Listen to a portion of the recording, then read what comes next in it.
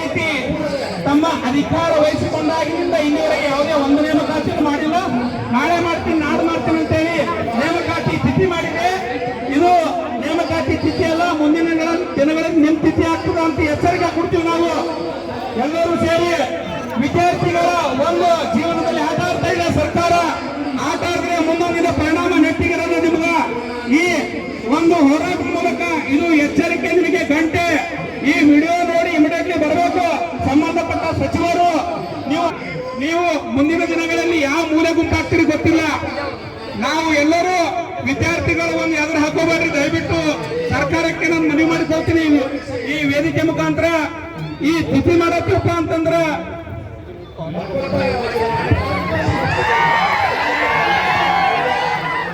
ದಯವಿಟ್ಟು ಸಂಬಂಧಪಟ್ಟಂತ ಸಚಿವರು ಹಾಗೂ ಸಿಎಂ ಅವರು ಬರಬೇಕು. ಅತಿ ಹೆಚ್ಚಿನ ಸಂಖ್ಯೆಯಲ್ಲಿ ವಿದ್ಯಾರ್ಥಿಗಳು ಬಂದಿದ್ದಾರೆ. ಎಲ್ಲರಿಗೂ ಹೃದಯಪೂರ್ವಕವಾಗಿರ್ತಕ್ಕಂಥ ಧನ್ಯವಾದಗಳು ಸಲ್ಲಿಸ್ತೇನೆ. ಒಂದು ವೇಳೆ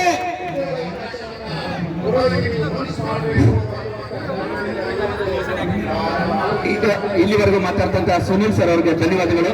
ಈಗ ತಾನೇ ಆಗಮಿಸುತ್ತ ಪ್ರಖ್ಯಾತಿಯ ಚೆಲುವ ಕನ್ನಡ ಸರ್, ನಮ್ಮ ಮೇಲ್ಕೋಟೆ ಚೆಲುವ ಸರ್ ಬಂದಿದ್ದಾರೆ ನಮ್ಮ ಕಾರ್ಯಕ್ರಮಕ್ಕೆ. ಸ್ವಾಗತ ಸರ್. ಹಾಗೆ ಅಡ್ವೊಕೇಟ್ ಸರ್ ಹರೀಶ್ ಅವರು ನಮ್ಮ ಈ ನೇಮಕಾತಿ ಪ್ರಕ್ರಿಯೆಗೆ ಏನು ವಿರೋಧ ಮಾಡ್ತಾ ಇದ್ವಿ, ನಮಗೆ ಬೆಂಬಲವನ್ನು ವ್ಯಕ್ತಪಡಿಸಿದ್ದಾರೆ.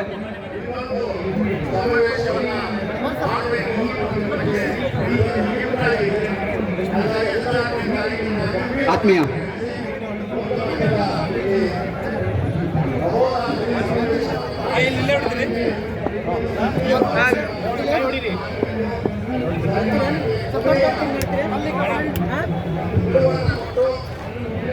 ಎಲ್ಲರೂ ಈ ಟೈವಿ ಮಂತ್ರ ಹೇಳ್ಬೇಕು. ನಾವು ಲಬ ಲಬ ಲಬ ಹೊಯ್ಕೊಂಡು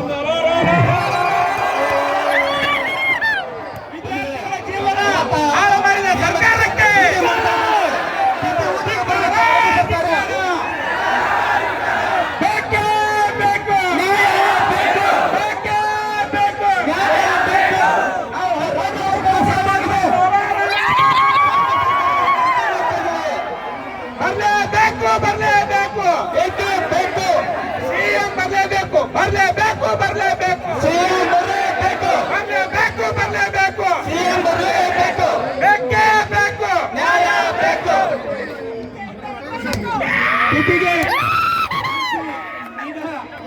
ರಾಹುಲ್ ಗಾಂಧಿ ಅವರು ನಗ್ತಾ ಇದ್ದಾರೆ. ಎಲ್ಲರೂ ನೋಡಿ, ನಾವು ನಿಮ್ಮ ಮುಂದೊಂದಿನ ನಡೆಸ್ತೀವಿ, ನಗ್ತಿರ್ಬೇಕೀಗ. ಈಗೇನು ನೇಮಕಾತಿ 2-3 ದಿನದ ನೇಮಕಾತಿ ಆದೇಶ ಹೊರಡಿಸಲಪ್ಪ ಅಂತಂದ್ರೆ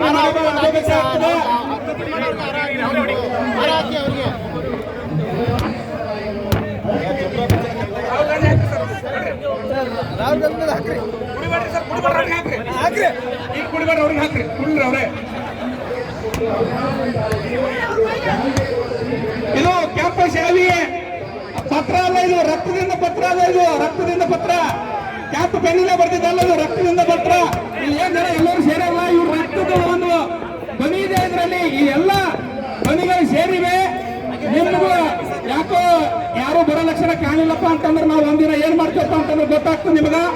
ದಯವಿಟ್ಟು ಸಂಬಂಧಪಟ್ಟಂತ ಸಚಿವರು, ಮುಖ್ಯಮಂತ್ರಿಗಳು ಬರಲೇಬೇಕು. ನಮ್ಮನ್ನು ಉದ್ದೇಶಿಸಿ ಚೇತನ್ ಸರ್ ಅವರು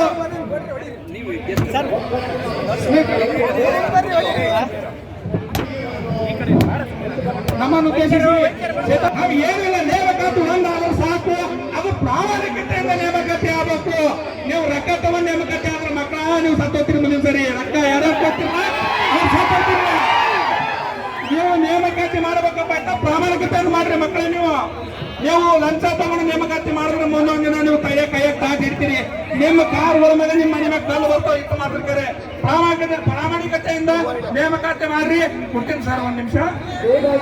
ಪ್ರಾಮಾಣಿಕತೆಯಿಂದ ನೇಮಕಾತಿ ಮಾಡ್ರಿ. ದಯವಿಟ್ಟು ನಮ್ಮನ್ನು ಉದ್ದೇಶಿಸಿ ಚೇತನ್ ಸರ್ ಮಾತಾಡ್ತಾರೆ. ಚೇತನ್ ಸರ್ ನಾಡಿನ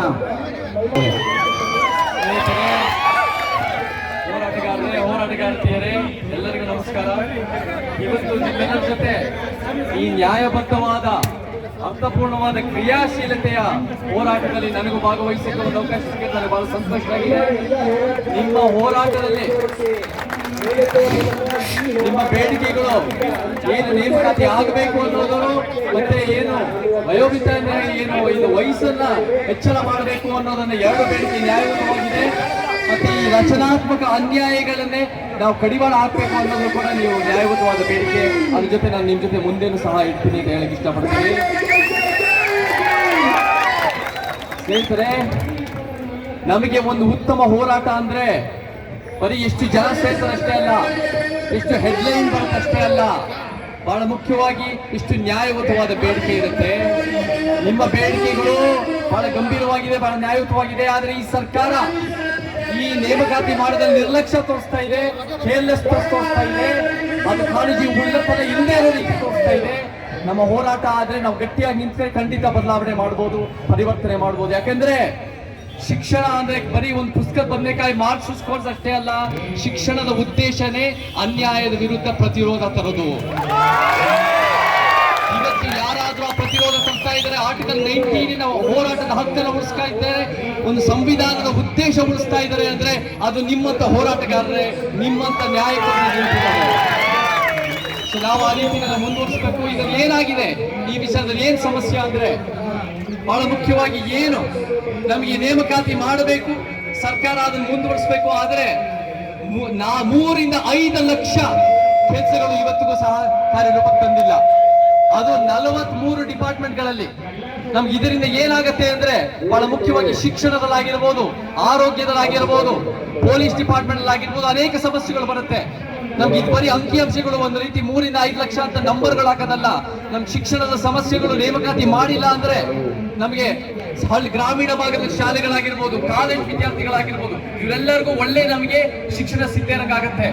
ಮತ್ತೆ ನಮಗೆ ಹಾಸ್ಪಿಟಲ್ಗೆ ಡಾಕ್ಟರ್ಸ್ ಕೊಟ್ಟಿಲ್ಲ ಅಂದ್ರೆ ನಮ್ಗೆ ಅಲ್ಲೂ ಕೂಡ ಎಷ್ಟೋ ರೀತಿ ಸಮಸ್ಯೆಗಳು, ಎಷ್ಟೋ ರೀತಿ ಕಾಯಿಲೆಗಳಿಂದ ಸಾಯ್ಬೇಕಾಗಿಲ್ದೇ ಅವರು ಕೂಡ ಸಾಯೋ ಸಾಧ್ಯತೆಗಳಿರುತ್ತೆ. ಮತ್ತೆ ನಮಗೆ ಪೊಲೀಸ್ ಡಿಪಾರ್ಟ್ಮೆಂಟ್ ಅಲ್ಲಿ ನೀವು ನೇಮಕಾತಿ ಮಾಡದೇ ಇದ್ದಾಗ ನಮ್ ಬೇರೆ ಬೇರೆ ತರ ಸ್ಟ್ಯಾಂಪೀಡ್ಗಳಾಗಿ 11 ಜನ ಸಾಯೋದು ಕೂಡ ನಾವು ನೋಡ್ತಾ ಇದೀವಿ. ಸೊ ಇದು ನಮಗೆ ದೊಡ್ಡ ಪ್ರಮಾಣದಲ್ಲಿ, ಇದು ಬರೀ ಒಂದು ಒಬ್ಬರ ಇಬ್ಬರ ಹೆಸರು ಸಮಸ್ಯೆ ಅಲ್ಲ, ಇದು ಪ್ರಜಾಪ್ರಭುತ್ವಕ್ಕೆ ಆಗ್ತಿರೋ ದೊಡ್ಡ ಪ್ರಮಾಣದ ಅನ್ಯಾಯ. ಇದು ನಮಗೆ ಶಿಕ್ಷಣ ಸಿಗದೇ ಇದ್ರೆ ಎಷ್ಟೋ ಜನ ನಮಗೆ ಉದ್ಯೋಗ ಇಲ್ಲದೆ ಬಹಳ ಡಿಪ್ರೆಷನ್ ಇಂದ ಆಗಿರ್ಬೋದು, ಸೂಸೈಡ್ಗಳಾಗಿರ್ಬೋದು, ಎಷ್ಟೋ ಒಂದು ರೀತಿ ಅವ್ರ ಕೆಲ್ಸಕ್ಕೆ ಏನು ಯೋಗ್ಯ ಇರುತ್ತೆ, ಅರ್ಹತೆ ಇದೆ, ಅದಕ್ಕೆ ಕಡಿಮೆ ರೀತಿ ಆ ಒಂದು ರೀತಿ ಸಮಸ್ಯೆಗಳಾಗ್ತಿರೋದು ನಡೀತಾ ಇದೆ. ಇದು ಎಲ್ಲ ಒಂದ್ ಕಡೆ ಈ ಸರ್ಕಾರ ಉತ್ತಮ ಸಮಾಜ ಕಟ್ಟೋದು, ಈ ನಿರುದ್ಯೋಗ ತೆಗೆದಾಕದ್ ಬಿಟ್ಟು ಒಂದು ನಿರುದ್ಯೋಗ ಸೃಷ್ಟಿ ಮಾಡೋ ಫ್ಯಾಕ್ಟರಿ ತರ ಕೆಲಸ ಮಾಡ್ತಾ ಇದೆ ಈ ನೇಮಕಾತಿಗಳನ್ನ. ನಮಗೆ ನಾವು ಹೇಳ್ತೀವಿ, ಮುಖ್ಯಮಂತ್ರಿ ಅವರೇ ನೀವು ನುಡಿದಂತೆ ನಡೀತೀರಾ ಅಂತ ಹೇಳ್ತೀರಾ. ನಿಮ್ಮ ಪ್ರಣಾಳಿಕೆಯಲ್ಲಿ 2.5 ಲಕ್ಷ ಅಷ್ಟು ನೇಮಕಾತ ಮಾಡ್ತೀವಿ ಅಂತ ನೀವು ಮಾತು ಕೊಟ್ಟು ಅಧಿಕಾರಕ್ಕೆ ಬಂದಿರೋದು, ಆದ್ರೆ ಎಲ್ಲಿ ನುಡಿದಂತೆ ನಡೀತಾ ಇದ್ದೀರಾ ನೀವು? ಈ ಒಂದು ರೀತಿ ನಿರ್ಲಕ್ಷ್ಯ ಮಾಡ್ತಾ ಇದ್ದೀರಾ, ಈ ಒಂದು ಇನ್ಎಫಿಷಿಯನ್ಸಿ ಆಗ್ತಾ ಇದೆ, ಇದರಿಂದ ಕರಪ್ಷನ್ ಹೆಚ್ಚಾಗ್ತಾ ಇದೆ, ಇದರಿಂದ ಬೇರೆ ಬೇರೆ ರೀತಿ ಸಮಸ್ಯೆ ಆಗ್ತಾ ಇದೆ. ಇದನ್ನ ನೀವು ಸರಿಪಡಿಸ್ಕೋಬೇಕು, ಇದರಿಂದ ದೊಡ್ಡ ಪ್ರಮಾಣದಲ್ಲಿ ಬದಲಾವಣೆ ಆಗಬೇಕು ಅಂತ ನಾವು ಹೇಳ್ತೀವಿ. ಮತ್ತೆ ಮುಖ್ಯವಾಗಿ ಈ ಹೋರಾಟದ ಜೊತೆ ಶಾಶ್ವತವಾದ ಪರಿಹಾರ ಬೇಕು ನಮಗೆ. ಯಾಕಂದ್ರೆ ಇವತ್ತಿನ ದಿನ ಈ ಸರ್ಕಾರಗಳು ಯಾವುದೇ ಬಂದ್ರು ಏನ್ ಹೇಳ್ತಾರೆ, ನಮ್ಮ ಹತ್ರ ದುಡ್ಡು ಇಲ್ಲ, ನಾವು ನೇಮಕಾತಿ ಮಾಡಿದ್ರು ನಾವು ಪೇಮೆಂಟ್ ಕೊಡಕ್ಕಾಗಲ್ಲ ಅಂತ. ದುಡ್ಡು ಎಲ್ಲಿಂದ ತರಬೇಕು? ಇವತ್ತು 4 ಲಕ್ಷ ಕೋಟಿ ಬೊಕ್ಕಸದಲ್ಲಿದೆ. ಎಲ್ಲಿಂದ ದುಡ್ಡು ತರಬಹುದು ಅಂದ್ರೆ ಜನಸಾಮಾನ್ಯರ ಮೇಲೆ ತೆರಿಗೆ ಹಾಕೋದಲ್ಲ, ನಂದಿನಿ ಹಾಲ್ ಮೇಲೆ ತೆರಿಗೆ ಹಾಕೋದಲ್ಲ, ನಮ್ಮ GST ಮೇಲೆ ತೆರಿಗೆ ಹಾಕೋದಲ್ಲ. ಈ ಉಳ್ಳವರ ಹತ್ರ ಯಾರು ನಿಮ್ ಪಕ್ಷದಲ್ಲಿ ಹೆಚ್ಚಾಗಿದ್ದಾರಲ್ಲ, ಈ ಉಳ್ಳವರು ಸದಾಶಿವನಗರ ಡಾಲರ್ಸ್ ಕಾಲೋನಿಯಲ್ಲಿ 1% ಜನರ ಹತ್ರ 40 ರಿಂದ 50% ಆಸ್ತಿ ಇದೆಯಲ್ಲ, ಆ 40 ರಿಂದ 50% ಮೇಲೆ ಪ್ರಗತಿ ಪರವಾಗಿ ತೆರಿಗೆ ಹಾಕಿ, ಅವರ ಐಷಾರಾಮಿ ಗಾಡಿಗಳ ಮೇಲೆ ದೊಡ್ಡ ಪ್ರಮಾಣದ ತೆರಿಗೆ ಹಾಕಿ, ಅವರ ಪ್ರಾಪರ್ಟಿ ಮೇಲೆ ತೆರಿಗೆ ಹಾಕಿ, ಅವರ ಬೇರೆ ಬೇರೆ ಕರೆಂಟ್ ಮೇಲೆ ತೆರಿಗೆ ಹಾಕಿ, ಇದನ್ನು ಹಾಕಿದಷ್ಟು ರಾಜ್ಯ ಸರ್ಕಾರದ ಹಣ ಬೊಕ್ಕಸ ಹೆಚ್ಚಳ ಆಗತ್ತೆ. ಅದರಿಂದ ನೀವೆಲ್ಲರಿಗೂ ಸಂಬಳ ಕೊಡ್ಬೋದು, ಸರ್ಕಾರನ ದೊಡ್ಡ ಪ್ರಮಾಣದಲ್ಲಿ ಬೆಳೆಸಬಹುದು, ಸಾರ್ವಜನಿಕವಾಗಿ ಸರ್ಕಾರನ ನೇಮಕಾತಿ ಮಾಡಿ ಸಾರ್ವಜನಿಕ ಒಳ್ಳೇದು ಮಾಡಬಹುದು. ಆದ್ರೆ ಈ ರೀತಿ ಮಾಡದೆ ನೀವು ಮಾತಾಡ್ತೀರಾ DCM ಅವರು ನಟ್ಟು ಬೋಲ್ಟು ಟೈಟು ಅಂತ. ನೀವು ಈ ವ್ಯವಸ್ಥೆ, ಈ ಅನ್ಯಾಯದ ವ್ಯವಸ್ಥೆ, ಈ ಭ್ರಷ್ಟಾಚಾರದ ವ್ಯವಸ್ಥೆ, ಈ ನೇಮಕಾತಿ ಮಾಡದಿರೋ ವ್ಯವಸ್ಥೆಯನ್ನು ನಟ್ಟು ಬೋಲ್ಟು ಟೈಟ್ ಮಾಡಿ ಬಿಟ್ಟು ಕುಪ್ಪಿ ಮೇಲೆ ಬ್ರಹ್ಮಾಸ್ತ್ರ ತಗೊಂಡು ಸಿನಿಮಾ ನಟರ ಮೇಲೆ ಮಾಡೋದು ನೀವು ಪ್ರಯೋಜನ ಇಲ್ಲ. DCM ಅವರೇ, ನಾನು ಹೇಳ್ತೀನಿ, ನಮ್ಗೆ ಶಾಶ್ವತವಾದ ಪರಿಹಾರ ಬೇಕು. ಈ ಸರ್ಕಾರಗಳಿಗೆ ನಾವು ನಂಬಕ್ಕಾಗಲ್ಲ. ಇವ್ರಿಗೆ ಅಧಿಕಾರದ ಹಪಾಹಪಿ ಮಾತ್ರ, ಆದ್ರೆ ನಮಗೇನ್ ಬೇಕು ಅಂದ್ರೆ ನಾವು ಒಂದು ದೊಡ್ಡ ಪ್ರಮಾಣದಲ್ಲಿ ಒಂದು ಪೊಲಿಟಿಕಲ್ ಮೂವ್ಮೆಂಟ್, ಪೊಲಿಟಿಕಲ್ ಪ್ರಜ್ಞೆ ಕಟ್ಟಬೇಕು. ಯುವಕರು, ವಿದ್ಯಾರ್ಥಿಗಳು ಅದರಲ್ಲಿ ಮುಂಚೂಣಿನಲ್ಲಿರಬೇಕು. ಎಲ್ಲ ರೀತಿ ಶಿಕ್ಷಣ ಸುಧಾರಣೆ, ಆರೋಗ್ಯದ ವ್ಯವಸ್ಥೆ ಸುಧಾರಣೆ, ಪೊಲೀಸ್ ವ್ಯವಸ್ಥೆ ಸುಧಾರಣೆ, ಮತ್ತೆ ಮುಖ್ಯವಾಗಿ ಸರ್ಕಾರದ ಒಂದು ರೀತಿ ದೊಡ್ಡ ಪ್ರಮಾಣದಲ್ಲಿ ಬೆಳೆಸಿ ನೇಮಕಾತಿ ಕಾರ್ಯಕ್ರಮ ತರಬೇಕು. ಯಾರು ಈ ಅಧಿಕಾರದಲ್ಲಿ ಬರಬೇಕು ಅಂದ್ರೆ, ಯಾರ ಶಾಸನ ನೀತಿ ಕಾನೂನುಗಳು ತರಬೇಕು ಅಂದ್ರೆ ಯಾವ ಜಾತಿಯವರಲ್ಲ, ಯಾವ ಧರ್ಮದವರಲ್ಲ, ಸಮಾನತೆ, ನ್ಯಾಯ, ವೈಜ್ಞಾನಿಕತೆ ಮತ್ತು ಸಂವಿಧಾನ ಅಳವಡಿಸಿಕೊಂಡಿರೋ ಮನುಷ್ಯರು ಅಧಿಕಾರದಲ್ಲಿ ಇರಬೇಕು ಅಂತ ಹೇಳಿ, ಎಂದೆಂದಿಗೂ ನಿಮ್ಮ ನೇಮಕಾತಿ ನ್ಯಾಯಕ್ಕೋಸ್ಕರ ಮತ್ತೆ ನಿಮ್ಮ ಏಜ್ ಅನ್ನ ಹೆಚ್ಚಳ ಮಾಡಕ್ಕೋಸ್ಕರ ನಿಮ್ ಜೊತೆ ಎಂದೆಂದು ಬರ್ತೀನಿ. ಈ ಅನ್ಯಾಯ ನಾವೆಲ್ಲರೂ ಸೇರಿ ಖಂಡಿಸಬೇಕು. ಯಾವುದೇ ಅನ್ಯಾಯ ಆದ್ರೂ ಕರ್ನಾಟಕದ ನಮ್ಮೆಲ್ಲರ ಅನ್ಯಾಯ, ಆ ಅನ್ಯಾಯದ ವಿರುದ್ಧ ನಾವೆಲ್ಲರೂ ಗಟ್ಟಿಯಾಗಿ ನಿಂತ್ಕೊಳ್ಳೋಣ ಹೇಳಿ ನಾನು ಮಾತು ಮುಗಿಸ್ತಾ ಇದ್ದೀನಿ. ಎಲ್ಲರಿಗೂ ಜೈ ಕರ್ನಾಟಕ, ಜೈ ಭೀಮ್. ಮಾತಾಡಲೇಬೇಕು. ನಾವವತ್ತು KS ಮರುಪರೀಕ್ಷೆಯಲ್ಲಿ ಮಾಡಿದಂತ ಸಂದರ್ಭದಲ್ಲಿ ನಮ್ಮ ಕಾಂತಣ್ಣನವರು ಮೊಟ್ಟ ಮೊದಲ ಡಿಸೆಂಬರ್ ಅಲ್ಲಿ ಪ್ರತಿಭಟನೆ ಮಾಡಿದಾಗ ಚೇತನ್ ಸರ್ ಅವರು ಬಂದು ಒಂದು ಸಣ್ಣ ಸಮಸ್ಯೆ ಇದ್ರು ಅಲ್ಲಿ ಬಂದು ಧ್ವನಿ ಎತ್ತುತ್ತಾರೆ ಅಂತಂದ್ರೆ ಅವ್ರಿಗೆ ಇಡೀ ಕರ್ನಾಟಕದಂತ ಎಲ್ಲ ಆಸ್ಪಿರೆಂಟ್ ಪರವಾಗಿ, ಎಲ್ಲ ವಿದ್ಯಾರ್ಥಿಗಳ ಪರವಾಗಿ, ಎಲ್ಲ ಜನಸಾಮಾನ್ಯರ ಪರವಾಗಿ ಒಂದು ಜೋರಾಗಿ ಚಪ್ಪಾಳೆ ಬರಬೇಕು. ಎಲ್ಲ ವಿದ್ಯಾರ್ಥಿಗಳ ಪರವಾಗಿ ಬಂದಿರೋದಕ್ಕೆ. ಯಾಕೆಂದ್ರೆ ವಿವರವಾಗಿ ಒಂದೊಂದು ಸಮಸ್ಯೆನೂ ಒಂದೊಂದು ನೋಟಿಫಿಕೇಶನ್ ಆಗ್ತಾ ಇರೋದ್ರಿಂದ ಏನೆಲ್ಲ ಸಮಸ್ಯೆ ಆಗುತ್ತೆ ಅಂತ ಹೇಳಿ ವಿವರವಾಗಿ ಅವ್ರು ನಿಮಗೆ ತಿಳಿಸಿದ್ದಾರೆ. ಈ ಒಂದು ಸಮಸ್ಯೆಗಳಿಗೆ ಸರ್ಕಾರ, ಮಾನ್ಯ ಮುಖ್ಯಮಂತ್ರಿ ಸಿದ್ದರಾಮಯ್ಯ ಸರ್ ಈ ಒಂದು ಸಮಸ್ಯೆಗೆ ಈ ಕೂಡಲೇ ಪರಿಹಾರ ಕೊಡ್ಲೇಬೇಕು. ಕೊಟ್ಟಿಲ್ಲ ಅಂತಂದ್ರೆ ನಾವು ಮುಂದಿನ ಈ ಹೋರಾಟನ ಕಂಟಿನ್ಯೂಸ್ ಆಗಿ ಮಾಡ್ಬೇಕಾಗುತ್ತೆ. ನಮ್ಮ ಜೊತೆ ಯಾವಾಗಲೂ ನಟರಾದಂತ ಚೇತನ್ ಸರ್ ನಮ್ಮ ಜೊತೆ ಇರ್ತಾರೆ. ಅವರಿಗೆ ಮತ್ತೊಮ್ಮೆ ಜೋರಾಗಿ ಒಂದು ಧನ್ಯವಾದ ತಿಳಿಸ್ತಾ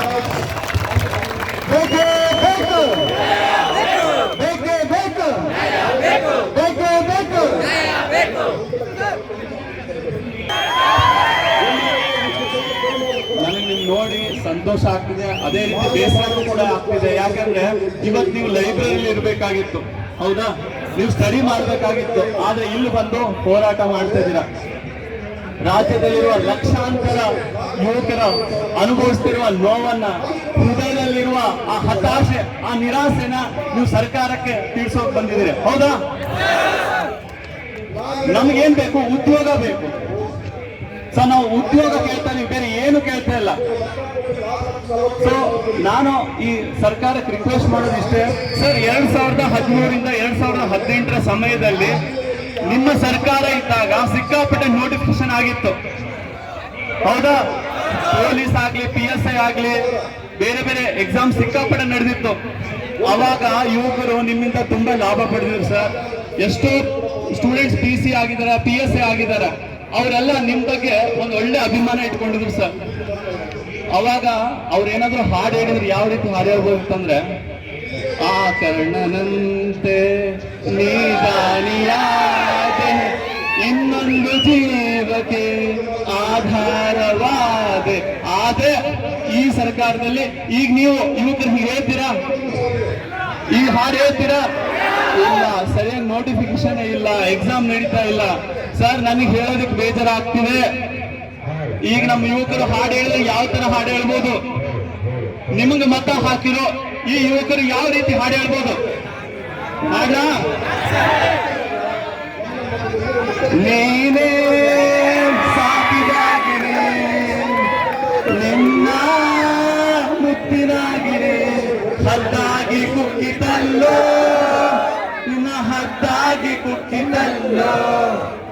ಸೊ ಬೇಸರದಿಂದ ಹಾಡು ಹೇಳ್ತಾ ಇದ್ದೀನಿ. ಯಾಕೆಂದ್ರೆ ಯುವಕರು ತಮ್ಮ ಯೌವನ, ತಮ್ಮ ಸಮಯ, ತಮ್ಮ ಕನಸುಗಳನ್ನ ಈ ಸ್ಪರ್ಧಾತ್ಮಕ ಪರೀಕ್ಷೆಗಳಿಗೆ ಮೀಸಲಿಟ್ಟಿದ್ದಾರೆ. ಈ ಸ್ಪರ್ಧಾತ್ಮಕ ಪರೀಕ್ಷೆ ಬರೆಯೋರು ಎಲ್ಲರೂ ಶ್ರೀಮಂತರ ಮಕ್ಕಳಲ್ಲ. ಸುಮಾರು 90% ಸ್ಟೂಡೆಂಟ್ಸ್ ಬಡ ಹಾಗೂ ಗ್ರಾಮೀಣ ವಿದ್ಯಾರ್ಥಿಗಳು ಇರ್ತಾರೆ, ಹೌದಾ?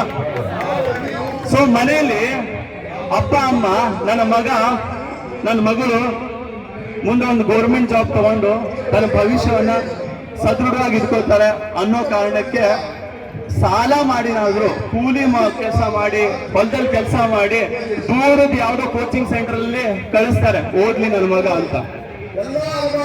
ಕೋಚಿಂಗ್ ಮುಗಿದ ಮೇಲೆ ಮಕ್ಕಳು ಏನಂತಾರೆ, ಅಪ್ಪ ನಾನು ಇನ್ನೂ ಸ್ವಲ್ಪ ದಿನ ಓದ್ತೀನಿ ಅಂತ. ಇವರಿಗೆ ತ್ರಾಸ ಆದ್ರೂ ಪರವಾಗಿಲ್ಲ, ಆಯ್ತು ಮಗ ನಾನು ಸಾಲ ಮಾಡಾದ್ರೂ ನಾವು ಓದಿಸ್ತೀನಿ ಓದು ಅಂತ. ಆದ್ರೆ ಹೀಗೆ ಟೈಮ್ ಕಳೀತು. ಇನ್ನ ತಂದೆ ತಾಯಿ ಹೇಳ್ತಾರೆ ಬಾ ಮಗ, ನನ್ನ ಕಡೆಯಿಂದ ದುಡ್ಡು ಕೊಡಕ್ಕಾಗಲ್ಲ ಬಾ ಅಂತ. ಅಷ್ಟೊತ್ತಿಗೆ ಇಲ್ಲಿ ಸರ್ಕಾರದ ಮಂತ್ರಿಗಳು ಏನಂತ ಹೇಳ್ತಾರೆ, ಇನ್ನು ಕೆಲವೇ ದಿನದಲ್ಲಿ PC, PSI ಅದು ಇದು ಇಂತ ಸುಳ್ಳು ಆಶ್ವಾಸನೆ ಕೊಟ್ಟು ಕೊಟ್ಟು ಕೊಟ್ಟು ಇಲ್ಲಿ ಪಾಪ ತಂದೆ ತಾಯಿಗಳು ಹೊಲ ಮನೆ ಮಾರಿ ಬೀದಿಗೆ ಬರ್ತಾ ಇದ್ದಾರೆ. ಸೊ ಸರ್ಕಾರಕ್ಕೆ ನನ್ನ ರಿಕ್ವೆಸ್ಟ್ ಇಷ್ಟೇ, ದಯವಿಟ್ಟು ನಮ್ಮ ಯುವಕರ ಬಾಳಿನ ದಾರಿ ದೀಪ ಆಗಲಿ. ಸೊ ಈ ವಿಳಂಬ ನೀತಿಯನ್ನ ಬಿಟ್ಟು ಶೀಘ್ರದಲ್ಲೇ ಒಳ ಮೀಸಲಾತಿಯನ್ನ ಜಾರಿ ಮಾಡಿ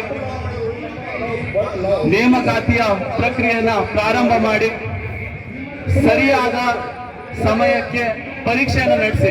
ಈಗ ಸರಿಯಾದ ಸಮಯಕ್ಕೆ ಪರೀಕ್ಷೆನೇ ನಡೀತಾ ಇಲ್ಲ. ಪಾಪ ಸ್ಟೂಡೆಂಟ್ಸ್ ಎಕ್ಸಾಮ್ ಯಾವಾಗ ಆಗುತ್ತೆ ಅಂತ ಕಾಯ್ತಿದ್ದಾರೆ. ಇನ್ನ ಲಾಸ್ಟ್ ಒಂದು, ಸರ್ ನಿಮ್ಮನ್ನ ನಂಬ್ಕೊಂಡು ನಮ್ಮ ವಿದ್ಯಾರ್ಥಿಗಳೆಲ್ಲ ತಮ್ಮ ವಯೋಮಿತಿನ ಕಳ್ಕೊತಾ ಇದ್ದಾರೆ. ದಯವಿಟ್ಟು ವಯೋಮಿತಿನ ಹೆಚ್ಚಿಸಿ ಸರ್. ಸೊ ಸರ್ ಇನ್ನ UGC ಮಕ್ಕಳು ಪಾಪ ನಿಮ್ಗೂ ಸರ್ ನೀವು ಬರ್ತೀರಾ, ಏನೋ ಬದಲಾವಣೆ ಆಗುತ್ತೆ ಅಂತ ಇನ್ನೂ ಕಾಯ್ತಾ ಇದ್ದಾರೆ ಸರ್. ಇನ್ನೂ ಕಾಲ ಮಿಂಚಿಲ್ಲ ಸರ್, ನಿಮ್ ಮೇಲೆ ನಂಬಿಕೆ ಇದೆ, ಏನಾದ್ರೂ ಮಾಡಿ. ಸೊ ಇದೇ ವರ್ಷದಲ್ಲಿ ಸರ್, ಇದು ವರ್ಷದಲ್ಲಿ ನಮಗೆ 4-5 ಎಕ್ಸಾಮ್ ಆಗ್ಲೇಬೇಕು ಸರ್. ನೀವೇನ್ ಮಾಡ್ತೀರೋ ಗೊತ್ತಿಲ್ಲ ಸರ್. ಅತಿ ಶೀಘ್ರದಲ್ಲೇ ಒಳ ಮೀಸಲಾತಿನ ಜಾರಿಗೊಳಿಸಿ ನಮಗೆ ಎಕ್ಸಾಮ್ಸ್ ಗಳನ್ನ ಮಾಡಿಕೊಡಿ ಅಂತ ನಿಮ್ಮಲ್ಲಿ ರಿಕ್ವೆಸ್ಟ್ ಮಾಡ್ತೀನಿ. ಎಲ್ಲರಿಗೂ ಧನ್ಯವಾದಗಳು. ಯೂಟ್ಯೂಬ್ ಅಲ್ಲಿ ಫ್ರೀಯಾಗಿ ಕೋಚಿಂಗ್ ತಗೊಂಡು ಎಷ್ಟೋ ಲಕ್ಷಾಂತರ ವಿದ್ಯಾರ್ಥಿಗಳು ಇವತ್ತು ಎಕ್ಸಾಮ್ ಪಾಸ್ ಆಗಿದ್ದಾರೆ. ಎಲ್ಲ ವಿದ್ಯಾರ್ಥಿಗಳ ಪರವಾಗಿ ಅವರಿಗೆ ಒಂದು ಧನ್ಯವಾದ ತಿಳಿಸೋಣ.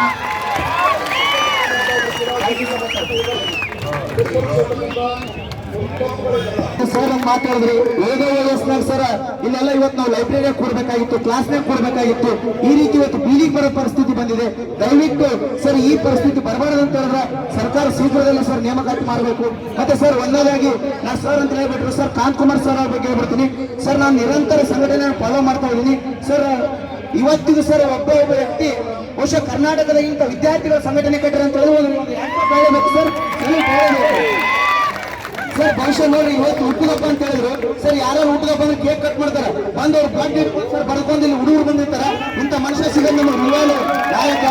ಬಹುಶಃ ಆಧುನಿಕ ಸಂವಿಧಾನಗಳಲ್ಲಿ ಸರ್ ಬಾಬಾ ಸಾಹೇಬ್ B.R. ಅಂಬೇಡ್ಕರ್ ನಾವು ಶಿಕ್ಷಣ ಪಡಬೇಕು, ಸಂಘಟನೆ ಕಟ್ಟಬೇಕು, ಹೋರಾಟ ಮಾಡ್ಬೇಕು ಅನ್ನೋದನ್ನ ಅವ್ರು ಬಹುಶಃ ಇವತ್ತು ನಮ್ಮ ಎಲ್ಲಾ ಶಿಕ್ಷಣ ಸಂಘಟನೆ ಹೋರಾಟ ಮುಖಾಂತರ ಪ್ರೂವ್ ಮಾಡ್ತಿದ್ರ. ಸೊ ಅವರಿಗೆ ನಾನು ಅಭಿನಂದನೆಗಳನ್ನು ತಿಳಿಸುತ್ತಾ, ಸೊ ಈ ಒಂದು ಹೋರಾಟ ಅತ್ಯಂತ ಯಶಸ್ವಿ ಆಗ್ಬೇಕಾದ್ರೆ ಸರ್ ಇವತ್ತಷ್ಟೇ ಅಲ್ಲ, ಮುಂದೆ ಯಾವಾಗೇ ಕರೆದ್ರೆ ನೀವು ದಯವಿಟ್ಟು ಬರ್ಲಿಕ್ಕೆ ರೆಡಿ, ನಾವು ಇರ್ತೀವಿ ಸರ್. ಆದಷ್ಟು ಬೇಗ ಎಲ್ಲ ನೇಮಕಾತಿಗಳಾಗ್ಲಿ, ವಯೋಮಿತಿ ಹೆಚ್ಚಲಿ.